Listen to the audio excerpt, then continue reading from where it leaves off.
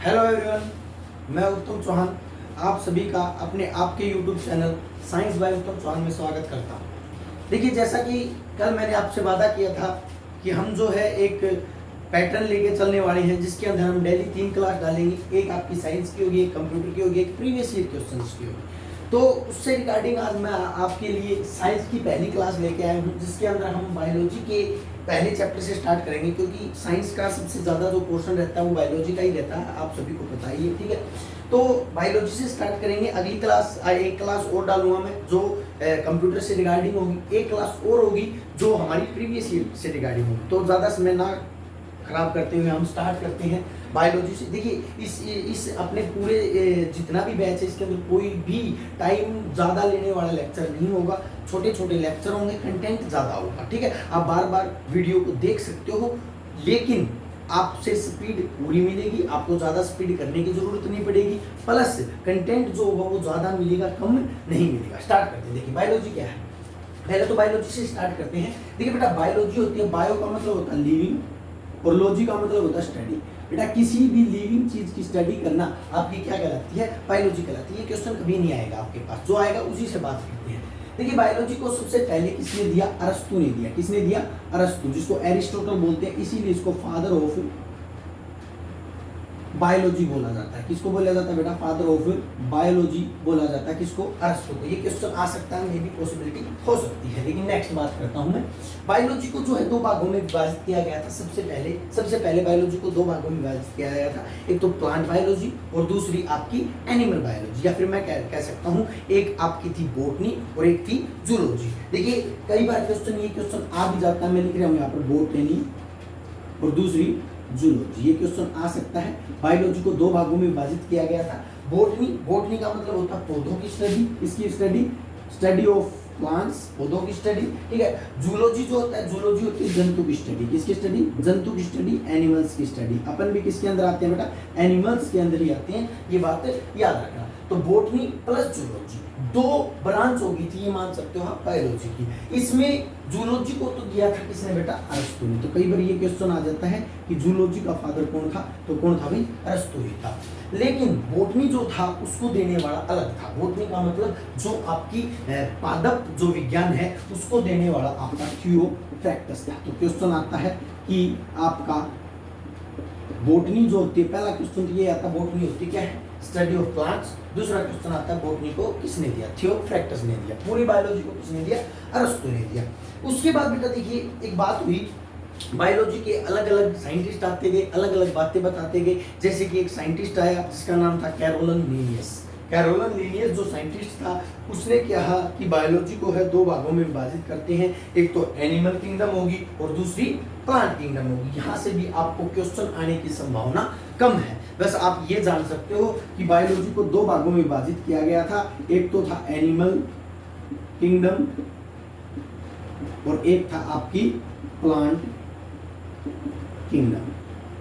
Hindi medium वालों के लिए एनिमल जंतु, प्लांट पौधे, ये बातें आपको बताने की जरूरत नहीं है। ये थी बेटा आपकी टू किंगडम क्लासिफिकेशन,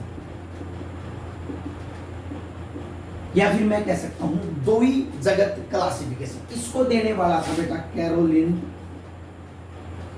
लीनियस। ये साइंटिस्ट का नाम है जिसने क्या दी थी बेटा?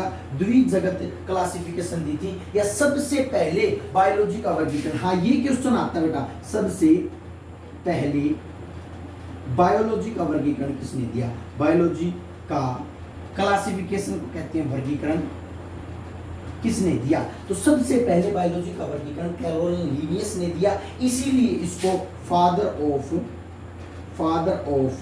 टैक्सोनॉमी बोला जाता है। बेटा, इसकी कोई हिंदी नहीं है।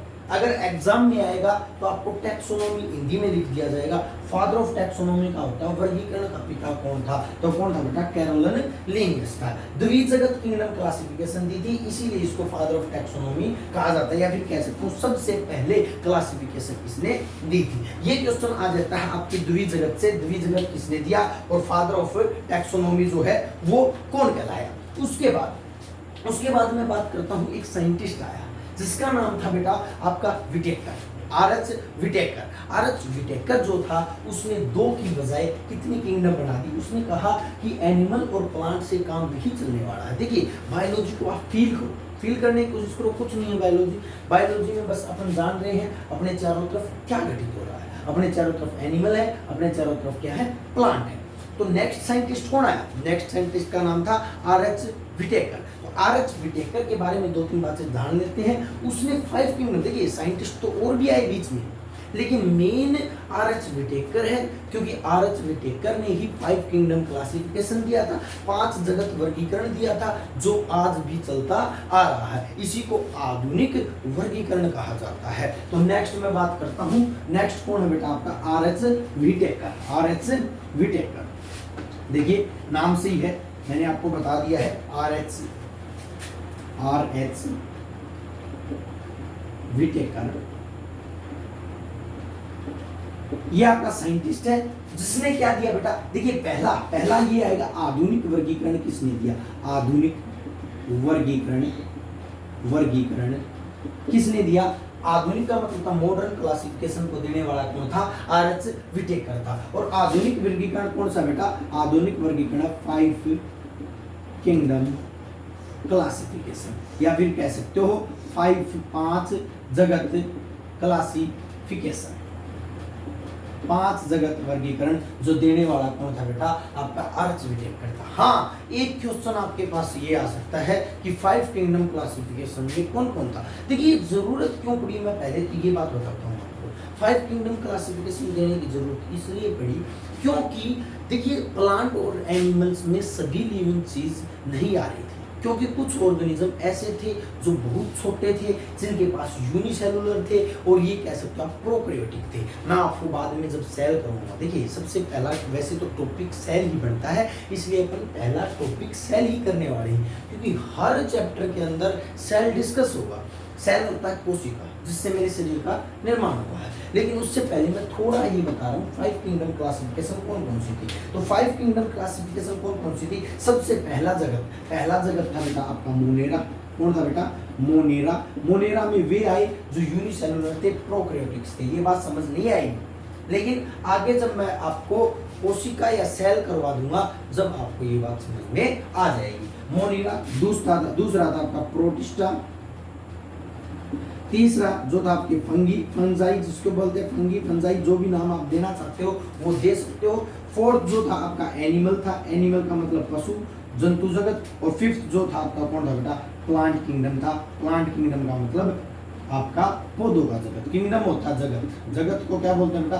किंगडम बोलते हैं। क्लियर है? बोलो आया ना? ठीक है, तो यहाँ से यही क्वेश्चन आ जाता है। मैं बस थोड़ा बायोलॉजी की इंट्रोडक्शन दे रहा था। आज का टॉपिक जो स्टार्ट करेंगे अपन सेल कोशिका से। कहाँ से स्टार्ट करेंगे? सेल या कोशिका। तो देखना बेटा, सेल और कोशिका से स्टार्ट करते हैं। बिल्कुल अच्छे से अपन इसको समझने वाले हैं, कुछ भी नहीं है, बस फील करने की कोशिश करो। भाई मेरा शरीर मैं हूँ, देखो मैं लिख देता हूँ कोशिका, जिसको क्या बोलते हैं? सेल बोलते हैं। देखो बेटा, मेरा शरीर जो है वो छोटी छोटी इकाइयों से मिलकर बना है, जिनको क्या कहते हैं? कोशिका। मेरे शरीर में अरबों खरबों कोशिकाएं हैं, सेल है। बेटा कोशिका नहीं कहोगे, आगे से आप इसको सेल को भी हिंदी में कैसे लिखोगे? ऐसे, क्योंकि अभी अभी आपने एक एग्जाम में देखा होगा, हरियाणा हिंदी मीडियम वालों के साथ बहुत बड़ा धोखा करती है। आप कोशिका याद कर लेते हो, लेकिन हिंदी में सेल ऐसे लिखा मिल जाता है। जैसे अभी अभी आपने फीमेल पुलिस में देखा होगा, उसमें यही देखने को मिला था कि बच्चे कर गए यकृत, लीवर को क्या कर गए? यकृत, लेकिन लीवर को कैसे लिख दिया? लीवर को ऐसे लिख दिया। तो आपको ये गलती नहीं करनी है, एंग्लोफोबिया नहीं रखना है, इंग्लिश से डरना नहीं है। थोड़ी थोड़ी टर्म आपको किस में करनी है? इंग्लिश में भी करते चलनी है। स्टार्ट करते हैं, कोशिका को क्या है। देखो मैंने कहा मेरे शरीर का निर्माण हुआ है किससे?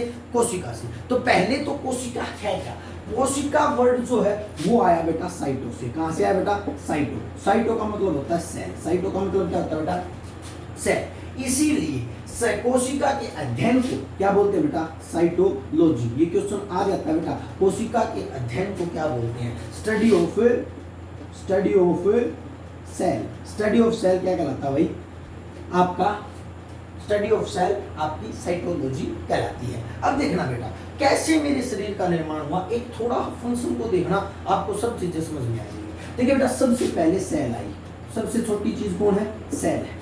मेरे शरीर में अरबों खरबों सेल है, सेल जुड़ती गई तो मेरे किसका निर्माण किया? टिश्यू का निर्माण किया। टिश्यू आपके उत्तक होते हैं, हिंदी में बता देता हूँ क्या होते हैं? उत्तक। जैसे जैसे उत्तक जुड़े मेरे शरीर में, कोशिकाएं जुड़ी, उत्तक बने, उत्तक जुड़ते गए तो आपके ऑर्गन बनते गए। क्या बनते गए? अंग बनते गए। जैसे आपके कोई भी हार्ट है, वेसल्स हैं या कुछ भी अंग है, जैसे जैसे अंग जुड़ते गए तो आपके ऑर्गन सिस्टम डेवलप होते गए। क्या डेवलप होते गए? ऑर्गन सिस्टम डेवलप होते गए, अंग तंत्र डेवलप होते गए, और अंग तंत्र से आपकी किसका निर्माण हो गया बेटा? बॉडी, शरीर का निर्माण हो गया। इस प्रकार से आपके शरीर का निर्माण हुआ है। तो सेल सबसे छोटी इकाई है जिसको साइटोलॉजी कहते हैं। कई बार क्वेश्चन आ जाता है ग्रुप ऑफ सेल क्या कहलाता है? ग्रुप ऑफ सेल क्या कहलाता है? टिश्यू। ग्रुप ऑफ टिश्यू क्या कहलाता है? ग्रुप ऑफ टिश्यू कहलाता है ऑर्गन। ग्रुप ऑफ ऑर्गन क्या कहलाता है? Organ system. Group of organ system क्या कहलाता है? बॉडी। ये इससे बेसिक कुछ नहीं हो सकता, बस आपको फील करना है मेरा शरीर बना कैसे। देखो आपका शरीर कितना चीजें आपको दे रहा है, तो आपको भी इतना फर्ज बनता है कि आप भी इतना कुछ शरीर को दे दो। तो ये टिश्यू जो तो ग्रुप ऑफ सेल होता है, इसके अध्ययन को हिस्टोलॉजी बोलते हैं। क्या बोलते हैं बेटा? हिस्टोलॉजी। वैसे मैं ग्रुप इसको अलग से करवाऊंगा टिश्यू को, लेकिन मैंने यहाँ पर आपको बता दिया। बोलो आए ना? क्लियर है? यहाँ तक क्लियर हो गया। अब देखो बेटा सेल के बारे में जानते हैं, रियल में सेल है क्या। देखो बेटा सेल जो है ना शरीर का सबसे छोटा इकाई है। छोटी है लेकिन सबसे इंपॉर्टेंट है, सबसे खोटी है। छोटी है लेकिन सबसे खोटी है। इसकी डेफिनेशन बनती है बेटा स्ट्रक्चरल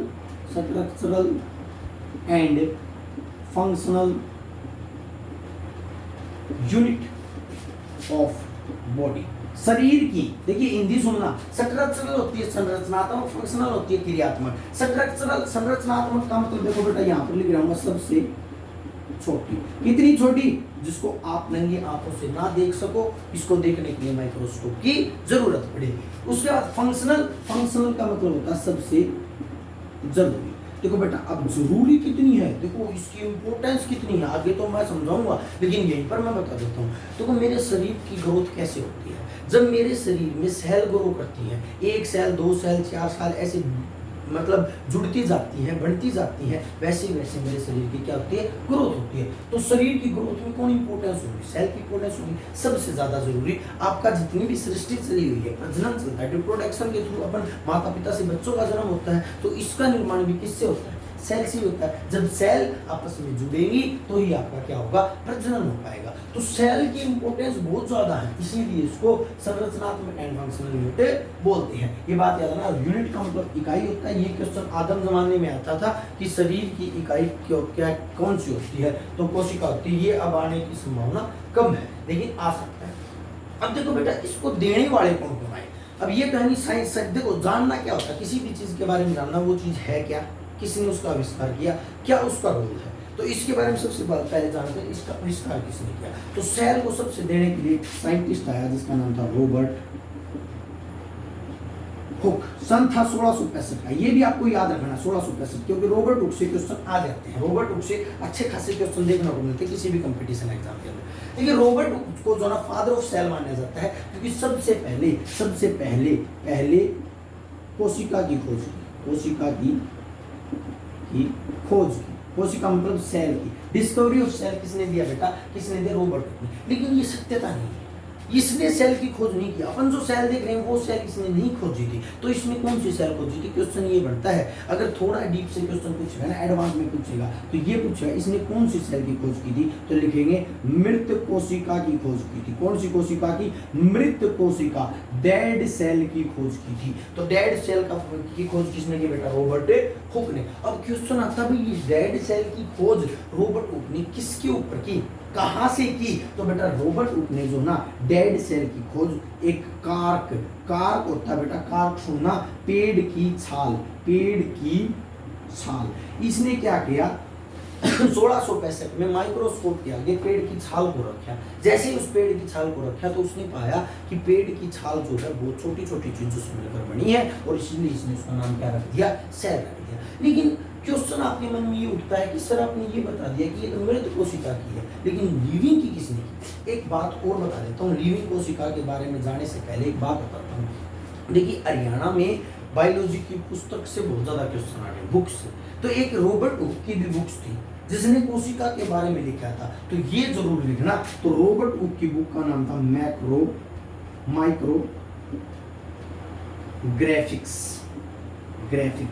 माइक्रोग्राफिक्स इसकी बुक का नाम था। बहुत ही एचएसएससी के रिगार्डिंग बहुत अच्छा क्वेश्चन बनता है, इंपॉर्टेंट क्वेश्चन बनता है। रॉबर्ट हुक की बुक का नाम क्या था? माइक्रोग्राफिक्स थी। छोटे छोटे जीवों की खोज कर रहा था, इसलिए इसने इस बुक का नाम क्या रख दिया? माइक्रोग्राफिक्स रख दिया। और इसी बुक ने इसने किसके बारे में डिस्कस किया है? कोशिका की सेल के बारे में, कार्क के बारे में, मृत कोशिका के बारे में, इन सभी के बारे में इसने डिस्कस किया है। बोलो आया ना? इसको क्लियर करते हैं, इसको खत्म करते हैं। नेक्स्ट साइंटिस्ट आता है। देखो, मृत कोशिका की खोज से काम नहीं चलेगा, मेरे को चाहिए जीवित कोशिका। और जीवित कोशिका की खोज किसने की? क्वेश्चन आता है ये अलग से। तो इसको मैं मिटो रहा हूँ, स्क्रीनशॉट लेना चाहते हो तो ले लेना, ठीक है। नेक्स्ट में चलते हैं। देखो बेटा, नेक्स्ट साइंटिस्ट आता है इसका, जिसका नाम है ल्यूवन हॉक। क्या नाम है भाई? ल्यूवन हॉक। नाम ऐसे ही होते हैं साइंटिस्ट के, थोड़ा याद करने में परेशानी हो सकती है, लेकिन कुछ भी नहीं है। ल्यूवन हॉक, देखिए ये बहुत ही एक आलस्य से भरा हुआ साइंटिस्ट था। ये क्या कर रहा था, इसकी खोज के बारे में मैं थोड़ी स्टोरी बताता हूँ। ये खाना खा रहा था, खाना खाता खाता चम्मच से अपने दांतों को कुर्च रहा था। जैसे ही वो चम्मच उसने माइक्रोस्कोप के आगे रखी, तो उसने देखा कि वो जो कुर्चन है उसके अंदर उसने छोटे छोटे जीवों को पाया, और उन छोटे छोटे जीवों को उसने नाम दे दिया बैक्टीरिया। क्या नाम दे दिया? बैक्टीरिया। तो बैक्टीरिया की खोज भी किसने कर दी? ल्यूवन हॉक। और उसी बैक्टीरिया के अंदर उसने पाया कि ये बैक्टीरिया एक छोटी कोशिका से मिलकर बना हुआ है। इसीलिए इसने कहा कि रॉबर्ट हुक वाली जो सेल थी वो मृत थी, मेरे वाली सेल कैसी है? जीवित सेल है। तो क्वेश्चन आता है, जीवित सेल की खोज किसने की? जीवित का मतलब होता है लिविंग कोशिका, लिविंग सेल। जीवित सेल की खोज की किसने की बेटा? ल्यूवन हॉक ने। फिर दूसरा क्वेश्चन आता है कि ल्यूवन हॉक ने जीवित कोशिका की खोज किस जीव के ऊपर की? तो इसने किसके ऊपर की बेटा? बैक्टीरिया के ऊपर। किसके ऊपर? बैक्टीरिया के ऊपर। तो क्वेश्चन ये भी आ सकता है कि बैक्टीरिया की खोज किसने की? ल्यूवन हॉक ने। और बैक्टीरिया की खोज के साथ इसने किसने की? मतलब लिविंग सेल की खोज की। किसने किसकी खोज की? लिविंग सेल की खोज की। क्लियर? उसके बाद ल्यूवन हॉक ने, देखो बेटा इसके बारे में और खोज बता देता हूँ। इसकी खोज है बैक्टीरिया की खोज की, जीवित सेल की खोज की। इसके बाद इसने प्रोटोजोआ ये भी एक माइक्रो ऑर्गेनिज्म होता है, उसकी खोज की। आरबीसी की भी खोज किसने की? ल्यूवन हॉक ने की। और उसके बाद आरबीसी, प्रोटोजोआ और आपका जो ये क्या नाम है, जो छोटे जीव होते हैं, बैक्टीरिया अपना हो ही चुका है, प्रोटोजोआ और आरबीसी, इन सभी चीजों की लगभग जो इसने खोज की, इनकी भी खोज इसने की। तो थोड़ा याद रखना, कई बार क्वेश्चन आ जाता है बैक्टीरिया के अलावा प्रोटोजोआ की खोज किसने की? आरबीसी की खोज किसने की?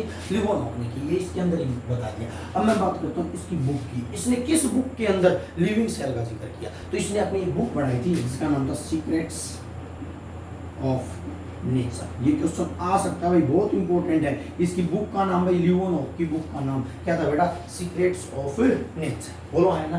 क्लियर है? तो ल्यूवन हॉक को यहीं पर खत्म करते हैं। 4 बातें याद रखनी है। जीवित सेल की खोज की, बैक्टीरिया के ऊपर की, प्रोटोजोआ और आरबीसी की भी खोज की, और सीक्रेट्स ऑफ नेचर के एक बुक लिखी इसने। नेक्स्ट आता हूँ मैं। इसके बाद 2 साइंटिस्ट आते हैं जो क्या करते हैं बेटा? अब देखो बेटा, साइंटिस्ट आ रहे थे, जा रहे थे, अपना अपना आविष्कार बता रहे थे, लेकिन 2 साइंटिस्ट आते हैं, वो कहते हैं कि हम अब बार बार में सेल के बारे में डिस्कस करने वाले नहीं है, हम एक थ्योरी देंगे और उसी से आप सभी के सभी समझ लेना। तो एक साइंटिस्ट आते हैं जिनका नाम है, एक का नाम है स्वान और दूसरे का नाम है स्लाइडेन। 2 नाम लिए मैंने, स्वान और स्लाइडेन। इनकी देखना खोज क्या है। इन्होंने एक थ्योरी दी जिसका नाम था कोशिका सिद्धांत। क्या नाम था बेटा? कोशिका सिद्धांत, सेल थ्योरी। तो क्वेश्चन आएगा सेल थ्योरी किसने दी? तो सेल थ्योरी किसने दी? स्वान और स्लाइडर ने दी। लेकिन इससे काम नहीं चलेगा, मैं बताना चाहता हूँ सेल थ्योरी में ऐसा इन्होंने क्या क्या बातें कही, सेल थ्योरी थी क्या? तो देखिए ये देखेंगे, सेल थ्योरी में सबसे पहली बात क्या कही? सेल थ्योरी में सबसे पहली बात ये कही कि हर जीव किससे बना है बेटा? कोशिका से बना है। या फिर मैं कह सकता हूँ जिसके पास कोशिका है वही क्या है? जीव है। तो क्या कह सकता हूँ मैं? जीवित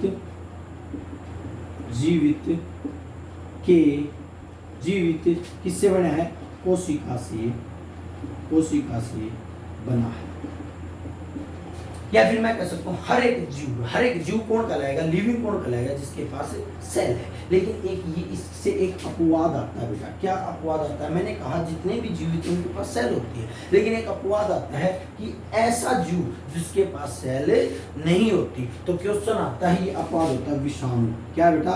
विषाणु को बोलते हैं वायरस। वायरस के पास सेल नहीं है, कोशिका नहीं है। अब एक बात कहो बेटा, ये बात अगर सही है तो इसकी थ्योरी गलत नहीं हो जाएगी? समान और स्लाइडर ने तो ये कहा था कि सभी जीवों के पास सेल होती है, लेकिन ये तो थ्योरी गलत होगी। तो इसलिए ना बेटा ये बात बिल्कुल गलत है। लेकिन कंपटीशन के अकॉर्डिंग ठीक है कि इसके पास कोई सेल नहीं होती, लेकिन इसके पास भी सेल होती है। ये बात आप याद रखना, ज्यादा इसके बारे में समझने की आपको जरूरत नहीं। उसके बाद समान और स्लाइडर ने क्या जिक्र किया? समान और स्लाइडर ने एक परीक्षण करके भी देखा था बेटा। वो क्वेश्चन शायद आपसे नहीं आएगा, एनसीईआरटी में, मतलब 11th के एनसीईआरटी में है। उसको कहते हैं अंशाग्रीवा परीक्षण। मतलब अंशाग्रीवा परीक्षण में उसने क्या किया था? उसने एक मटकी ली थी, एक मटकी सुराही जिसको बोलते हैं, ये मटकी थी। इस सुराही को बंद कर दिया।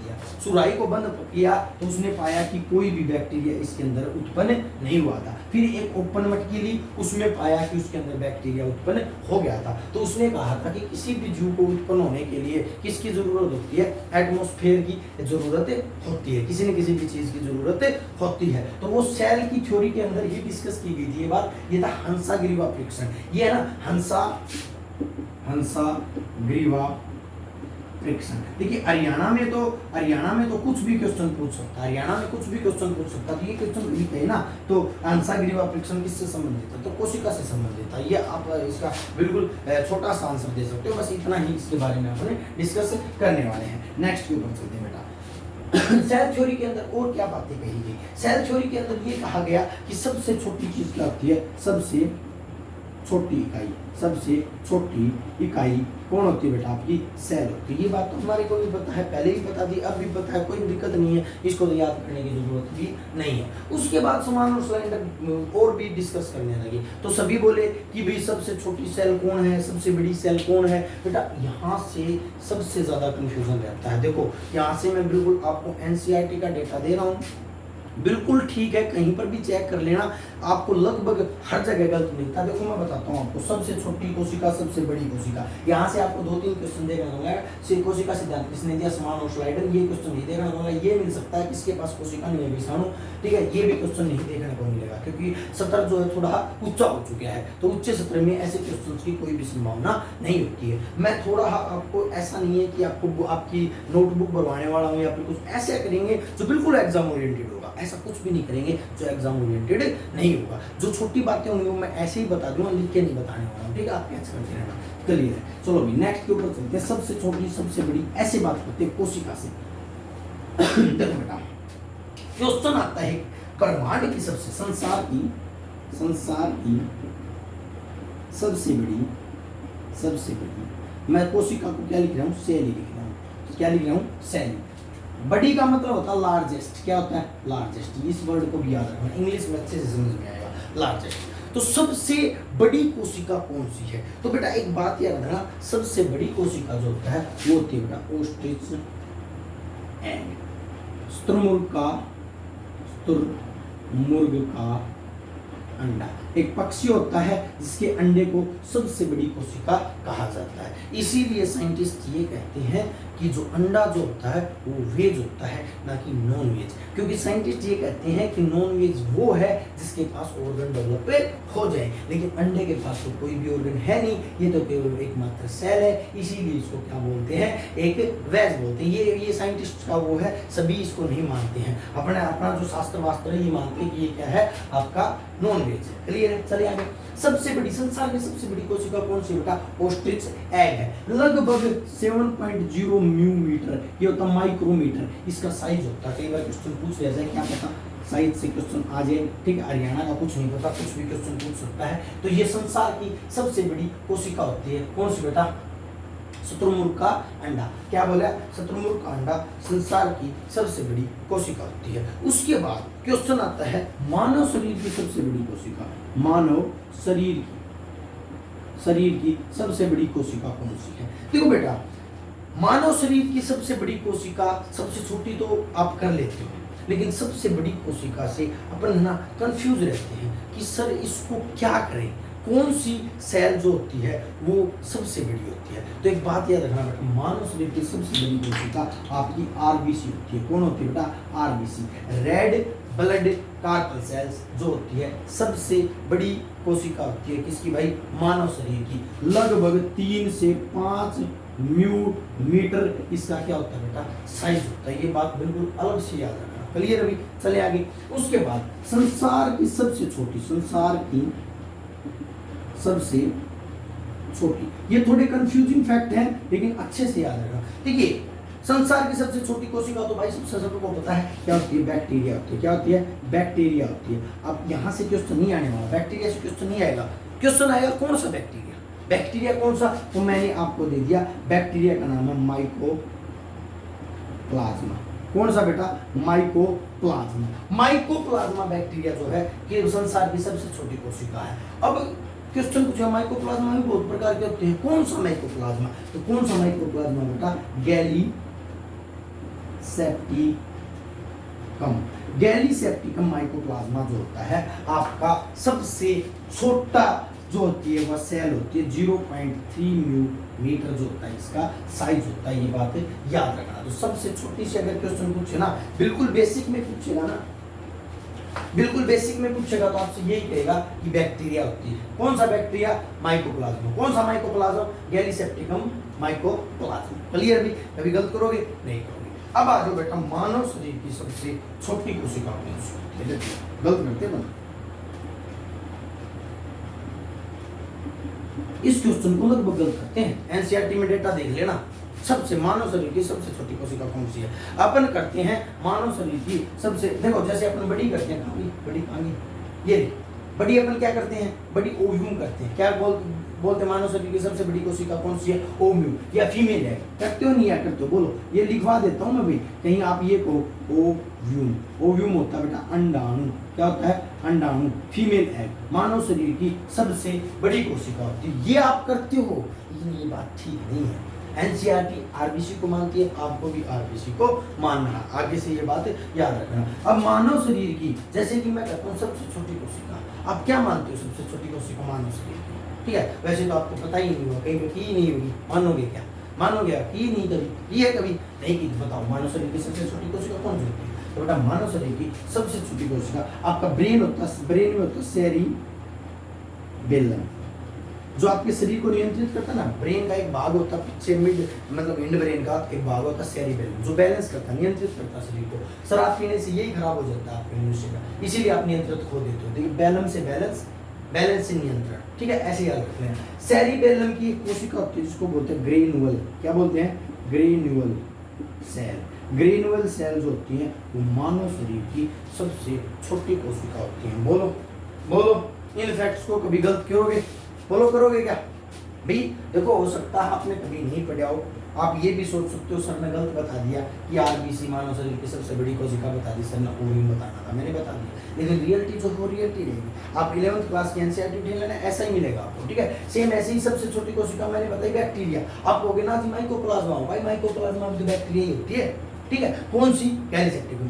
पढ़ो डिटेल से, ताकि हरियाणा पूछे तो पूछ लो भी, कहाँ से पूछेगा, हम कहीं से पीछे रहने वाले नहीं है। सेम ऐसे ही शरीर की सबसे छोटी, मानव शरीर की सबसे छोटी कोशिका, सबसे छोटा ब्रेन ही होता है। ब्रेन होता है या नहीं होता? लेकिन आप मान सकते हो ब्रेन का सेरिबेलम, सेरिबेलम का ग्रेन्युल। ऐसे क्वेश्चन आ सकता है आपसे इन डिटेल। बोलो क्लियर या नहीं क्लियर? तो सबसे छोटी सबसे बड़ी से कभी क्वेश्चन गलत करोगे नहीं होगा। तो ये था मानव शरीर की कोशिका के बारे में। अब कोशिका का चैप्टर तो बहुत बड़ा है, लेकिन अपन ना से किसी भी एक चैप्टर को ज़्यादा टाइम नहीं दे सकते, ज़्यादा टाइम नहीं देना। अपन को एक लिमिटेड समय के अंदर ही लेक्चर को खत्म करना है। ठीक है, तो इसके बाद कल इस चैप्टर को बिल्कुल फिनिश कर देंगे। आज इसको चैप्टर को फिनिश नहीं कर रहे हैं, इसको यहीं पर छोड़ रहे हैं। आगे अपन सेल क्या होती है, सेल के कौन कौन से पार्ट होती हैं, वो क्या कार्य करते हैं, बिल्कुल एक फील के साथ पढ़ेंगे, बिल्कुल रिलैक्स होके। ऐसा नहीं करना, माइंड के ऊपर प्रेशर बिल्कुल भी नहीं लेना। ठीक है, अपन को और क्लास भी है, अपन को कंप्यूटर भी अटेंड करना, अपन को प्रीवियस ईयर क्वेश्चन भी अटेंड करने हैं, इसलिए अपन इसको यहीं पर छोड़ रहे हैं। कल करेंगे टाइप्स, प्रोकैरियोटिक सेल कौन सी होती है, यूकैरियोटिक कौन सी होती है, यूनिसेलुलर कौन सी होती है और मल्टीसेलुलर कौन सी होती है, प्लस ऑर्गन्स ऑफ सेल जैसे कि माइटोकॉन्ड्रिया, लाइसोसोम, राइबोसोम, ये जितने भी गोल्जी बॉडी, प्लास्टिड, इन सभी को इन डिटेल करने वाले हैं। ठीक है, मिलते हैं अगले लेक्चर के साथ। धन्यवाद।